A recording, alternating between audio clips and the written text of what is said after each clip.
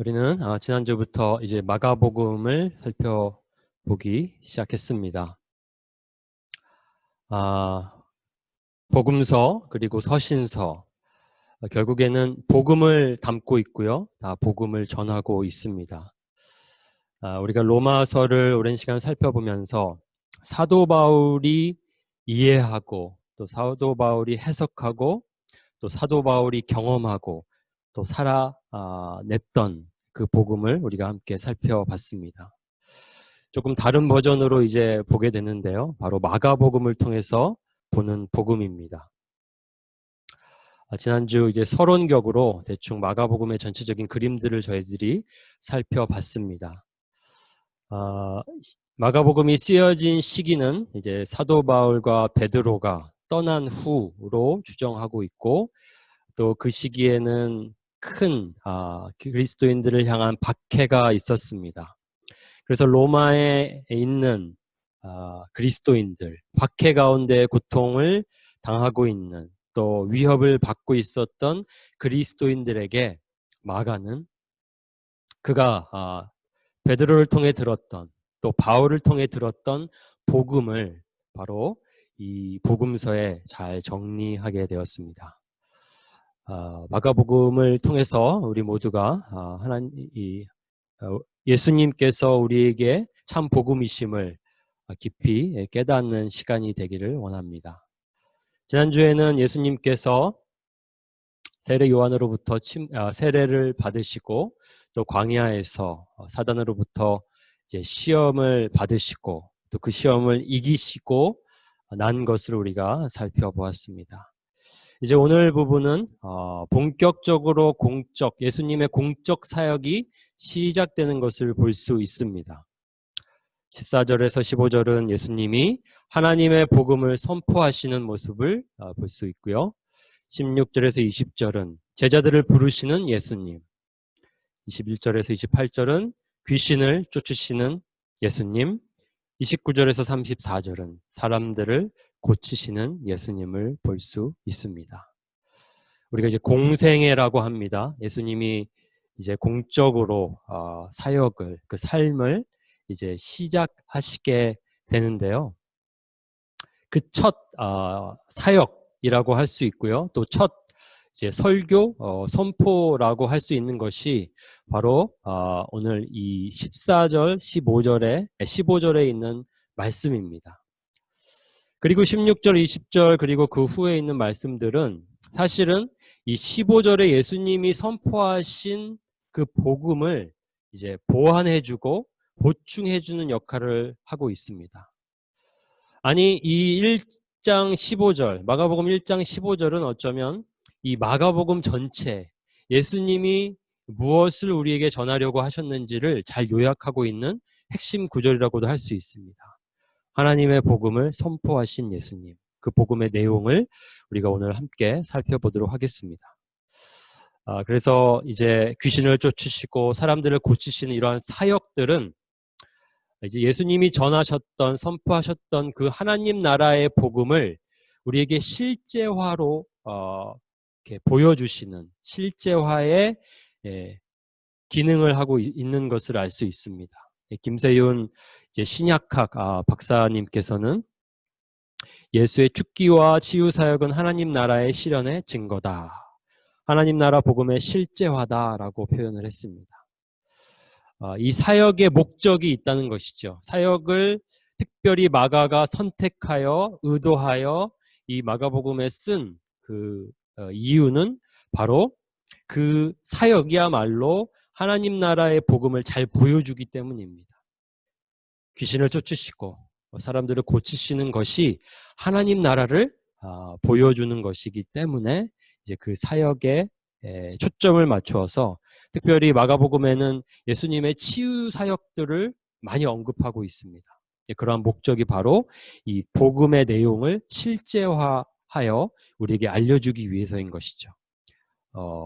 보여주기 위한 어떤 비주얼라이제이션이라고도 말할 수 있겠죠. 그래서 좋은 그런 어떤 이렇게 매치가 되는 것을 알 수 있고요. 항상 하나님 나라의 복음과 예수님의 치유 사역이 함께 병행되는 해서 일어나는 것을 우리는 알 수 있습니다. 그래서 오늘 핵심은 이제 하나님의 복음입니다. 하나님의 복음을 전파하셨는데 예수님께서 그 내용이 무엇일까? 그 내용의 의미는 무엇일까를 우리가 깊이 한번 살펴보기를 원합니다. 시작을 이렇게 하고 있습니다. 요한이 잡힌 후 예수께서 갈릴리에 오셔서 뭔가 시점이 옮겨지는 것을 알 수 있습니다. 초점이 옮겨지는 것을 알 수 있습니다. 이제 마가복음의 시작이 세례 요한으로 시작해서 세례 요한에게 초점이 맞춰져 있었다면, 그리고 그 시점이 요한에게 있었다면 이제 그 시점이 예수님의 시점으로 옮겨지는 것을 볼 수 있습니다. 그래서 세례 요한으로부터 이제 예수님께로 초점이 이 앵글이 이렇게 바뀌는 것을 우리가 알 수 있고요. 마치 요한의 그 사역을 이제 본격적으로 요한이 언급했던 내 뒤에 오실 이가 나보다 크시니다. 그래서 나는 준비하는 주님의 길을 예비하는 자다라는 그 모습을 우리가 기억한다면 세례 요한의 사역은 구원의 준비 단계였습니다. 이제 예수님의 사역은 구원의 실행 단계입니다. 그래서 이제 본격적으로 예수님의 공적인 사역이 시작되는 것을 알 수 있고요. 예수님께서 여기에서 하나님의 복음을 전파하였다라고 하고 있습니다. 하나님의 복음이라는 의미는 복음의 기원이 하나님께 있다는 것이죠. 우리가 이 소유격을 사용할 때는 어떤 그 복음의 기원, 그것의 기원이 이 소유자가 앞에 있다라는 것을 우리가 알 수 있죠. 그래서 하나님의 복음은 하나님이 이루시고 또 주신 복음이다라는 것을 알 수 있습니다. 그래서 복음의 주체가, 복음의 기원이 하나님이라는 것을 좀 강조하는 표현이라고 할 수 있습니다. 그리고 이제 그 내용을 살펴보면요, 크게 두 가지 선언과 두 가지 권고로 나뉠 수 있습니다. 선언은 때가 찼고 하나님의 나라가 가까이 왔다입니다. 그리고 권고는 초청이라고도 할 수 있겠는데요, 요구라고도 할 수 있겠고요, 회개하고 복음을 믿으라입니다. 예수님이 공적인 사역을 시작하시면서 처음으로 하신 말씀입니다. 그만큼 중요한 말씀일 것이고, 또 이 말씀은 예수님의 앞으로의 사역을 함축할 수 있습니다. 그래서 우리가 이 말씀을 좀 유심히 좀 볼 필요가 있습니다. 복음이라는 것은 좋은 소식입니다. 기쁜 소식입니다. 왜 이 선언과 권고가 복음인가, 하나님의 복음인가? 우선 두 가지 선언부터 살펴보도록 하겠습니다. 첫 번째 선언입니다. 복음에 담겨진 첫 번째 선언은 때가 찼다입니다. 때가 찼다. 때가 찼다는 말이 무슨 뜻일까요? 이 때라는 것이 원어로 보면 카이로스. 그래서 성경에서는 이 카이로스라는 것이 어떤 결정적 순간을 나타내는 단어로 사용되어지고 있습니다. 그래서 뭔가 성취되어야 할, 그리고 이스라엘 백성들에게는, 유대인들에게는 이 기다렸던 어떤 때라는 것을 알 수 있죠.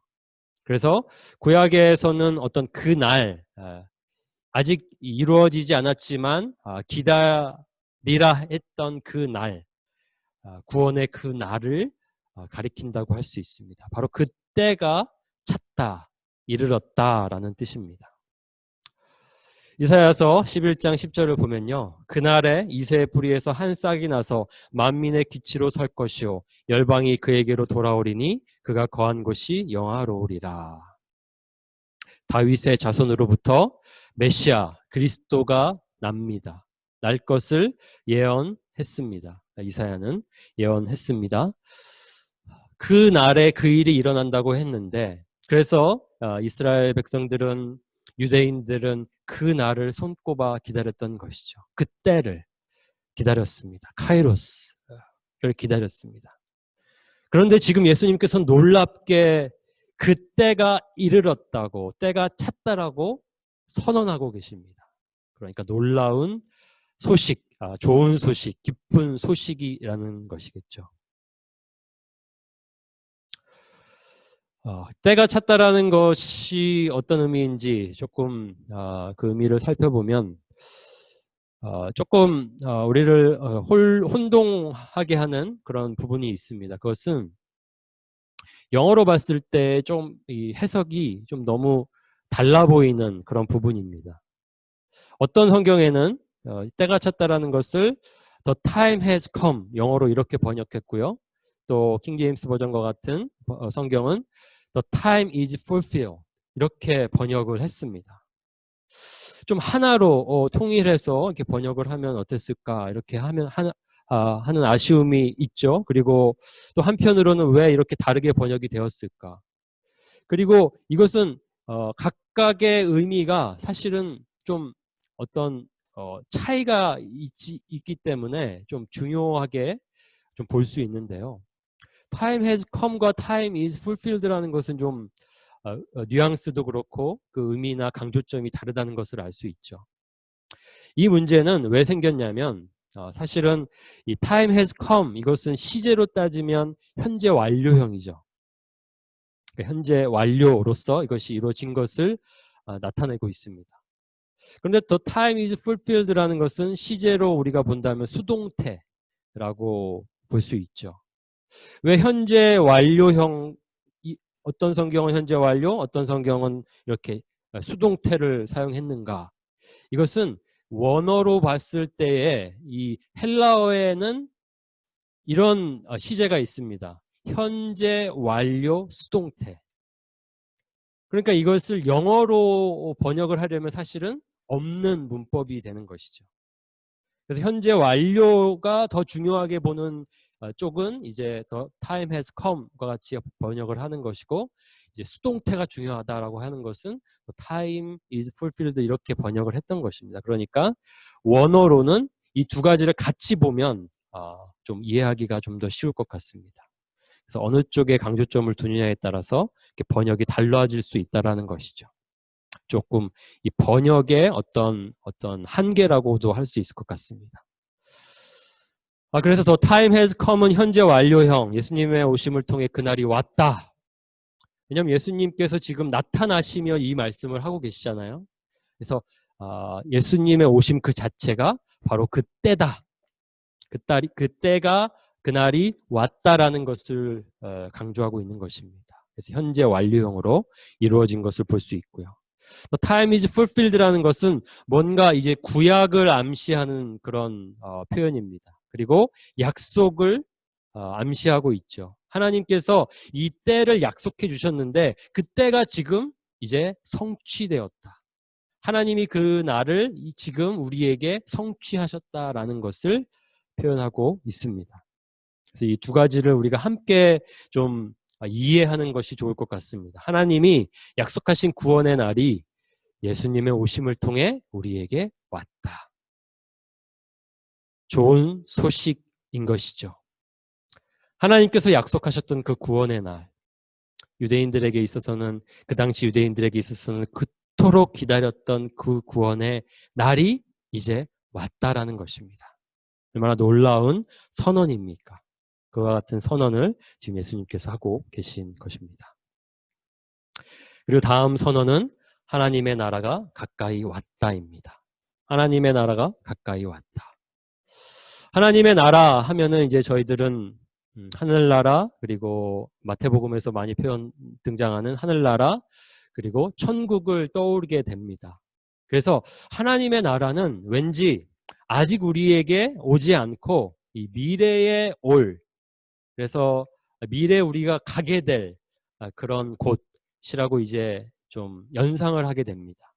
근데 실제 하나님의 나라의 의미는 여기에서 사용되는 표현도 그렇고 또 예수님께서 우리에게 가르쳐 주신 기도를 통해서 그 의미를 살펴본다면 하나님의 나라는 바로 하나님의 통치라는 것을 알 수 있습니다. 하나님의 다스리심이라는 것으로 우리가 이해해야 합니다. 예수님께서 우리에게 기도를 가르쳐 주셨습니다. 그래서 그 첫 파트에는 바로 나라가 임하시오며 하나님의 나라가 임하시기를 간절히 원합니다. 라는 기도를 우리가 해야 된다고 가르쳐 주셨습니다. 그러면서 하나님의 나라가 임한다는 것은 그것을 또 다른 표현으로 하나님의 뜻이 이 땅 가운데에서 이루어지는 것. 그렇게 예수님께서 말씀하십니다. 그래서 하나님의 나라라는 것은 하나님의 통치, 하나님의 다스림입니다.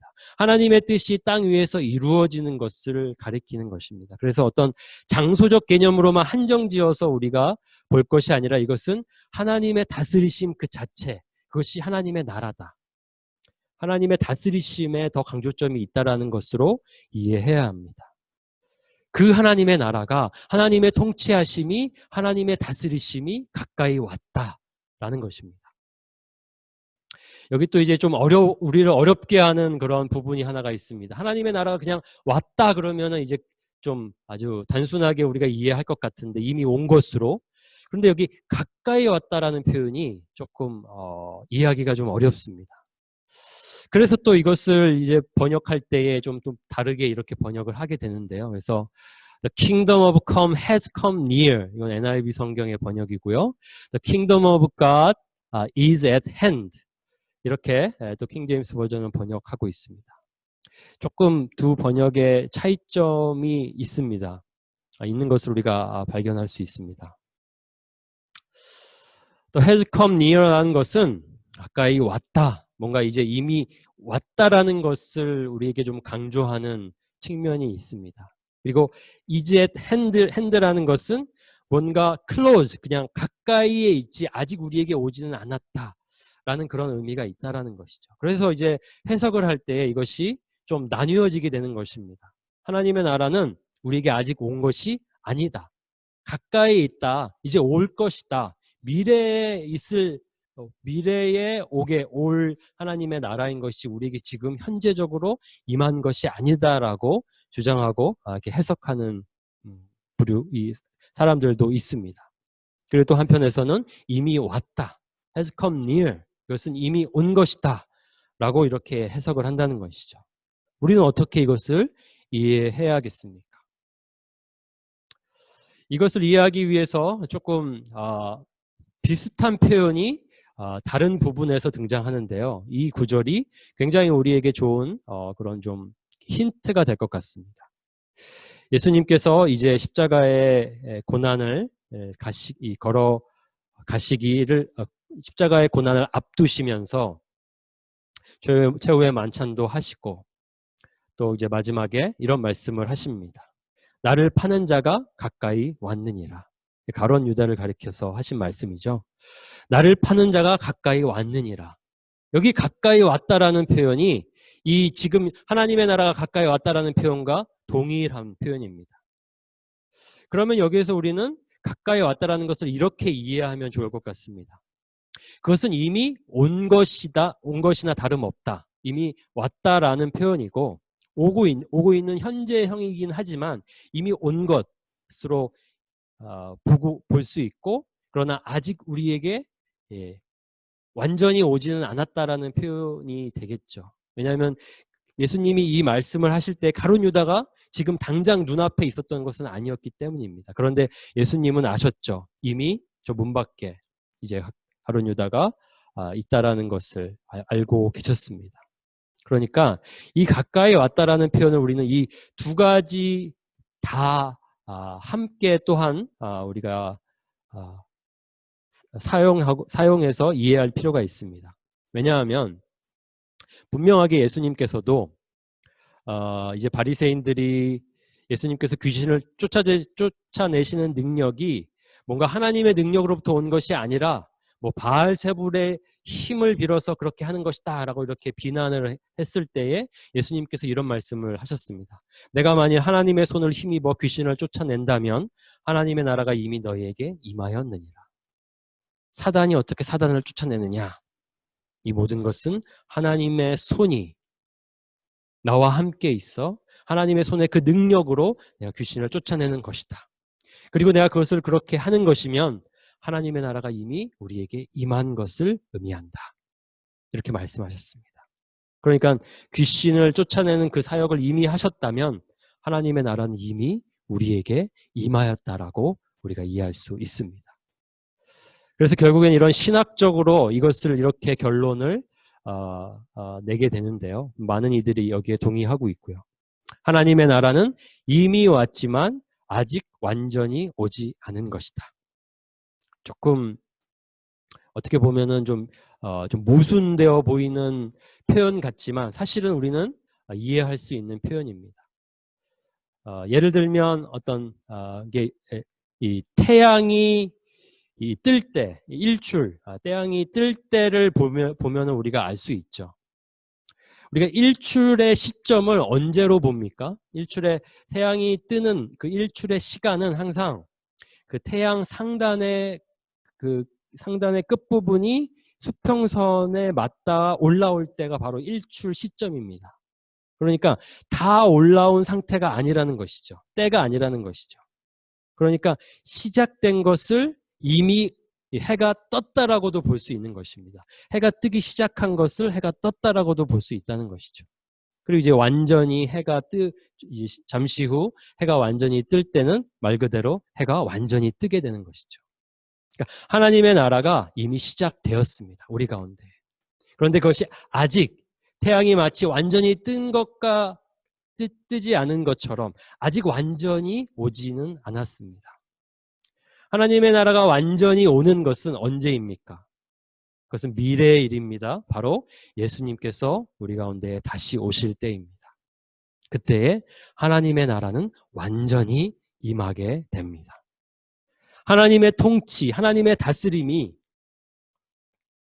전 우주적으로 이루어지게 됩니다. 어느 부분 하나가 여기는 하나님의 다스림이 없는 곳이다라고 말할 수 없는 상태가 찾아온다는 것이죠.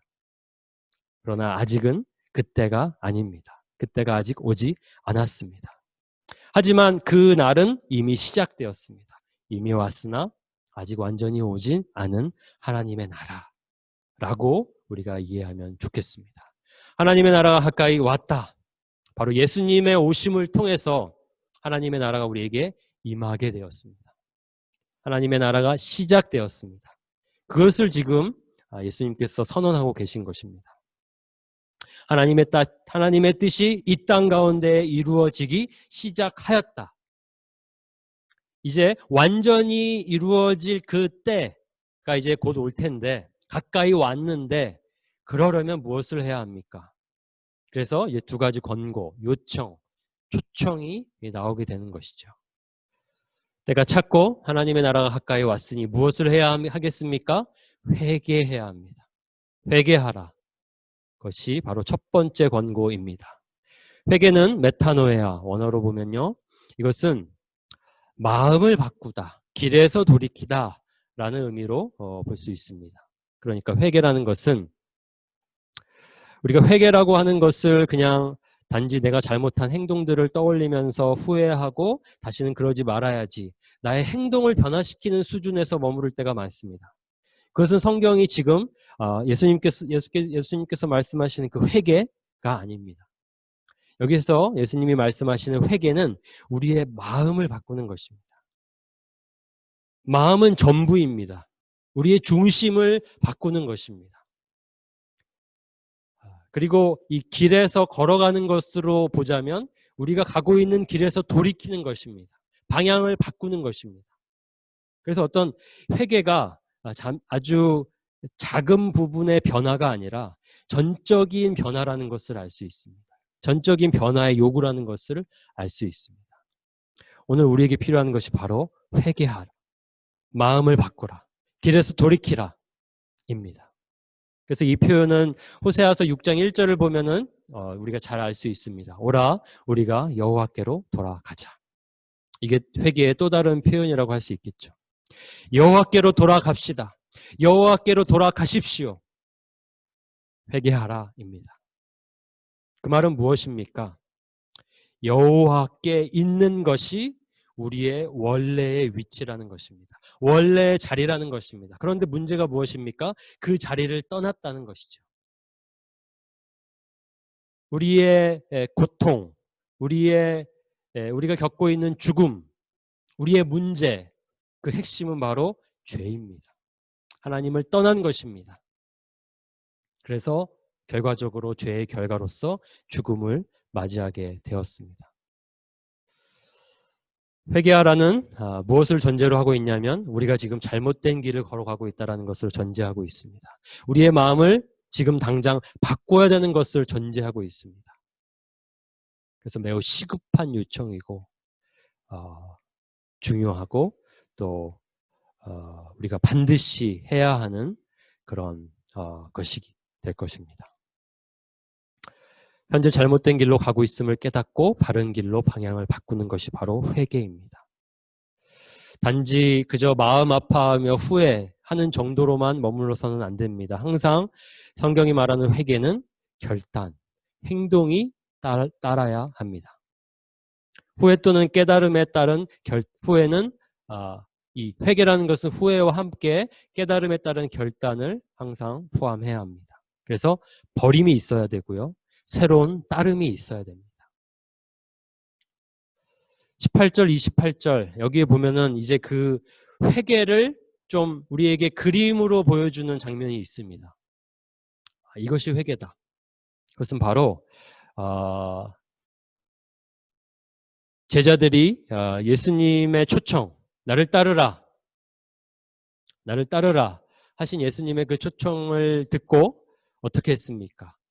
그들이 가지고 있었던 것들을 버려두고 그들이 중요하게 여겼던 것들을 버려두고 그들의 처해 있던 위치로부터 떠나게 됩니다. 그리고 예수님을 따르게 됩니다. 이 모두가 함께 일어나는 것이 바로 회개입니다. 내가 잘못된 길을, 내가 정말 중요한 것을 추구하지 않았다는 것을 깨닫고 정말 나에게 중요한 것을 이제 추구하고 따르겠다라는 것이 바로 회개입니다. 그래서 예수님께서는 우리에게 회개하라 말씀하셨습니다. 그리고 두 번째 권고는 복음을 믿으라입니다. 복음을 믿으라. 여기 복음이라는 표현이 조금 설명이 좀 필요합니다. 복음이 무엇인지를 설명해주고 그것을 믿으라 그러면 좋겠는데 그냥 좀 복음을 믿으라 이렇게 했기 때문에 그 복음이 무엇일까 우리가 이제 생각해야 되는데요. 그것은 바로 이미 예수님께서 하신 선포에 포함되어 있습니다. 예수님이 하신 선언이 이미 복음입니다. 좋은 소식이 되는 것이죠. 때가 찼습니다. 하나님의 나라가 가까이 왔습니다. 때가 찼다는 것은 구원의 날이 이르렀다는 것이죠. 하나님의 구원이 이제 이루어집니다. 하나님의 나라, 하나님의 통치하심 이미 시작되었고 가까이 와서 완전히 이루어질 그 날을 앞두고 있습니다. 하나님의 나라가 가까이 왔음. 그것이 바로 복음입니다. 그래서 복음을 믿는다는 것을 우리가 좀 이제 풀어서 조금 이해할 필요가 있습니다. 우리가 너무나도 잘 아는 것인데요. 여기서는 굳이 예수님께서 그것들을 이렇게 설명하지 않으셨습니다. 그러니까 복음하면 우리가 이미 알고 있는 것, 그것을 가리킨다라고 우리가 이해하면 되겠죠. 복음의 핵심은 바로 예수님입니다. 예수님을 믿는 것이죠. 왜냐하면 예수님을 통해 우리가 구원을 얻기 때문입니다. 하나님이 우리를 구원하시는 방법이 바로 예수님을 통해서이기 때문입니다. 요한복음은 이것을 잘 말해주고 있습니다. 내가 곧 길이요 진리요 생명이니 나로 말미암지 않고는 아버지께로 올 자가 없느니라. 예수님이 구원의 길이십니다. 때가 찼습니다. 구원의 때가 이르렀습니다. 그럼 우리가 어떻게 구원을 얻을 수 있습니까? 바로 그 구원의 길이 되시는 예수님. 지금 이 복음을 선언하시는, 선포하시는 그 예수님을 믿는 것을 가리키는 것입니다. 예수님을 믿는 것이 복음을 믿는 것입니다. 그리고 하나님의 나라가 가까이 왔다는 것을 믿는 것은 하나님의 통치가 완전히 이제 이루어질 것. 아니, 이미 우리가 믿었다면 하나님의 통치가 우리 안에서 시작되었다는 것을 믿는 것입니다. 왜냐하면 믿는 자들에게 일어나는 일을 보면 잘 알 수 있죠. 영접하는 자 곧 그 이름을 믿는 자들에게는 하나님의 자녀가 되는 권세를 주셨습니다. 우리가 믿을 때 무슨 일이 일어납니까? 우리는 지금까지 죄로 말미암아 사단의 통치 아래에 있었습니다. 여기로부터 우리가 벗어날 수가 없었습니다. 죄의 노예, 그리고 사단의 영향력 아래에서 머물러 있었다는 것이죠. 그래서 우리가 속한 이 세상의 권세를 누가 잡고 있냐면 사단이 잡고 있습니다. 공중 권세 잡은 자가 바로 사단입니다. 지금 우리가 속해 있는 이 세상은 그래서 사단의 통치가 있는 나라라고 할 수 있습니다. 우리가 이 나라에 있어서는 안 되겠죠. 벗어나야 하고 우리는 이것으로부터 구원을 받아야 합니다. 어떻게 구원을 받을 수 있습니까? 오직 예수님을 믿음으로 말미암아 하나님의 자녀가 됨으로 하나님의 백성이 됨으로 우리는 사단의 통치로부터 해방될 수 있습니다. 하나님의 통치로 옮겨지게 되는 것입니다. 그것을 믿는 것이 바로 복음을 믿는 것입니다.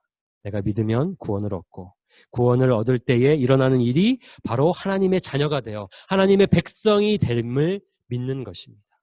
그리고 믿는 자에게는 이미 하나님의 나라가 임하였음을 믿는 것입니다. 이 모든 내용들을 함께 요약한다면 그것이 바로 복음인 것이죠. 좋은 소식입니다. 그것을 믿는 것입니다.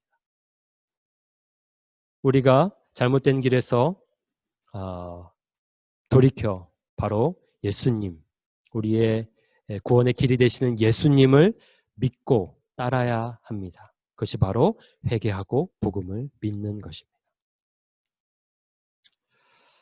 그리고 이제 그 다음 장면은 예수님께서 제자들을 부르시는 장면입니다. 이것은 짧게 요약하면 예수님께서 이제 그 하나님의 복음을 앞으로도 계속 선언하시고 선포하실 텐데 그 복음의 선언을, 복음의 선포를 함께하고 또 예수님이 후에 이제 곧 떠나실 텐데 떠난 다음에 그 복음을 전할 자들, 복음의 일꾼들을 세우시는 것을 볼 수 있습니다. 바로 제자를 부르시는 예수님을 볼 수 있죠. 베드로와 안드레, 야고보와 요한을 예수님께서 부르십니다. 그리고 그들은 그 부르심에 온전히 반응하여 회개하고 그 복음을 믿음으로 그 소식을 듣고 그 복음을 믿음으로 예수님을 따르게 됩니다. 그리고 21절로 34절은 예수님께서 귀신을 쫓으시는 장면을 우리가 볼 수 있습니다. 그리고 또 그 다음 부분은 이제 사람들을 고치시는 장면. 그래서 요약해서 보면 34절에 잘 요약하고 있습니다. 예수님께서 각종 병이 든 많은 사람을 고치시며 많은 귀신을 내쫓으시되 예수님께서 치유의 사역을 보여주셨습니다. 하나님 나라의 복음 선포와 예수님의 그 치유 사역이 함께 이루어지게 됩니다. 예수님의 치유 사건은 바로 그 하나님의 나라의 복음을 보완해주는 역할을 하고 있습니다. 그것을 체험적으로 우리에게 실제적으로 보여주고 있습니다. 귀신에게 붙잡혔다는 것은 무엇입니까? 귀신이 들렸다는 것은 무엇입니까? 악한 영에게 사로잡혀서 힘을 쓸 수 없는 어둠의 권세에 붙잡힌 상태를 가리키는 것입니다. 사실은 이 더러운 귀신 들린 사람은 사실은 우리 모두를 상징하고 있다라고도 할 수 있습니다. 우리 모두가 사단의 통치 아래 있기 때문입니다. 흑암의 권세 가운데에 있는 우리들을 이제 예수님을 통해서 우리를 구출해 주십니다. 그래서 그것이 바로 하나님 나라의 복음이 되는 것입니다. 하나님의 나라가 임함으로 이제 우리는 사단의 통치가 아닌 하나님의 통치를 받게 됩니다.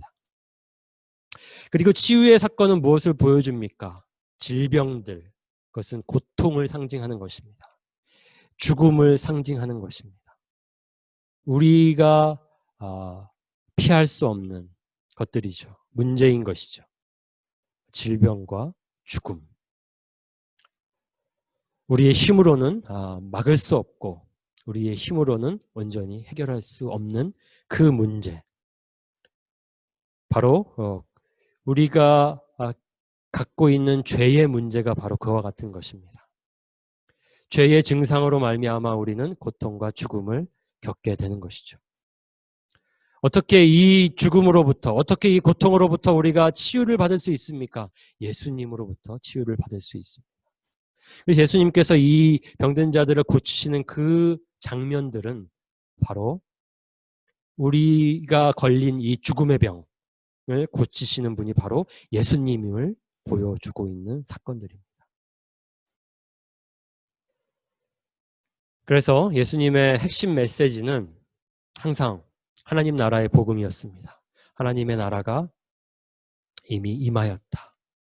아직 완성되진 않았으나 완성될 것이다. 회개하고 복음을 믿으라. 하나님의 나라의 백성이 되게 하는 나를 믿으라. 구원의 길인 나를 따르라. 라고 예수님께서 말씀하셨습니다. 그것이 바로 핵심 메시지입니다. 그리고 그것은 이미 구약에서 예언되었던 복음이었습니다. 누가복음에서는 그 예수님의 가르침, 예수님께서 공생애를 하실 때의 가르침을 좀 다른 것으로 보여주고 있습니다. 예수님께서 처음에 하신 일이 이제 시험을 당하신 다음에 누가복음 4장 16절을 보면요. 예수님께서 그 자라나신 곳 나사렛에 이르사 안식일에 늘 하시던 대로 회당에 들어가서 성경을 읽으려고 서심해 선지자 이사야의 글을 들이거늘 책을 펴서 이렇게 기록된 대로 찾으시니 예수님께서 회당에 들어가셔서 선지자 이사야의 글을 펴는데 어떤 부분을 펴셨냐면 주의 성령이 내게 임하셨으니 이는 가난한 자에게 복음을 전하게 하시려고 내게 기름을 부으시고 나를 보내사 포로된 자에게 자유를 눈먼 자에게 다시 보게 함을 전파하며 눌린 자를 자유롭게 하고 주의 은혜의 해를 전파하게 하려 하심이라. 이 이사야에 있었던 예언의 말씀을 펴시고 이제 낭독하셨던 것이죠. 이제 그 다음에 하신 말씀이 중요합니다. 그리고 나서 이 말씀을 왜 선택했고 왜 이 말씀을 왜 하는지 사람들이 쳐다보게 되겠죠. 그때 예수님께서 이 글이 오늘 너희 귀에 응하였느니라. 이사야의 예언은 한마디로 얘기하면 하나님의 나라가 오게 되는 것을 보여주는 말씀, 예언이었습니다. 그런데 그 하나님의 나라에 오는 하나님 나라가 임하는 것이 어떻게 응하게 되었냐면 바로 오늘 우리의 귀에 오늘 이 자리에 임하게 되었다라고 예수님께서 말씀하시는 것이죠. 하나님의 나라는 어떻게 오게 되었습니까? 바로 예수님의 오심을 통해서 우리에게 오게 되었습니다. 그래서 이미 하나님의 나라는 우리 가운데 임하였습니다. 하지만 아직 완성되지 않았습니다. 그래서 예수님께서는 우리에게 하나님의 나라가 오기를 기도하라고 가르쳤던 것입니다. 이미 시작되었으나 아직 오지 않은 하나님의 나라를 구하고 하나님의 나라의 오심을 위해서 기도하라고 우리에게 주기도문을 알려주셨죠. 그래서 오늘 우리가 이 말씀을 통해서 해야 될 것은 바로 첫 번째, 예수님이 선포하신 하나님 나라의 복음을 묵상하는 것입니다. 우리가 오늘 이 말씀을 좀 더 깊이 있게 생각하고 묵상하는 것입니다. 우리가 복음을 선포하는 것이 이제 그 다음에 우리가 해야 될 일이라면 선포하기 전에 우리가 해야 될 것은 바로 깊은 묵상, 충분히 이해하고 복음을 우리 안에 심는 것입니다. 그 다음에 예수님께서 일꾼을 세워서 제자들을 세우셔서 이제 훗날 보내실 때에 바로 시키신 일이 바로 그것이죠. 하나님 나라의 복음을 전하라. 제자를 만들라. 그렇게 예수님께서 하셨습니다. 제자들이 해야 될 일이 바로 그것입니다. 하나님 나라의 복음을 선포하는 것입니다. 나에게 임한 하나님의 나라의 복음을 또 세상에 전하는 것입니다. 그래서 우리가 해야 될 일이 이제 하나님 나라의 복음을 선포하는 것이고요. 그리고 주기도문에 있는 것처럼 주의 기도를 따라 하나님의 나라가 임하기를 위해서 우리는 기도해야 합니다. 나라가 임하시오며 나라가 임하시오며 이 기도가 바로 우리의 기도가 되어야 합니다. 예수님께서는 아직 완성되지 않은 오고 있는 가까이 온 그 하나님의 나라가 속히 오기를 위해서 기도하라고 우리에게 말씀 가르쳐 주셨습니다. 먼저 그의 나라와 의를 구하라. 그것이 바로 오늘 우리가 구해야 할 것입니다. 그럴 때 하나님께서는 우리가 하나님 나라의 복음을 전하는 일꾼으로서 살아가기 위해서 필요한 모든 것들을 채워주시고 공급해 주십니다. 먼저 그의 나라와 의를 구하라. 그리하면 너에게 필요한 모든 것을 너에게 주시리라 약속하신 것이죠. 오늘 예수님께서 선포하신 하나님 나라의 복음을 우리가 살펴봤습니다. 이 말씀을 더 깊이 묵상하기 원하고요. 그리고 우리 안에 심겨진 그 복음을 선포하고 또 하나님의 나라가 완전히 이루어질 그 날을 위해서 하나님의 통치가 완전히 임하기를 위해서 우리가 함께 기도하기 원합니다. 그래서 하나님 나라의 복음에 충성된 일꾼이 되는 저와 여러분 되기를 소망합니다.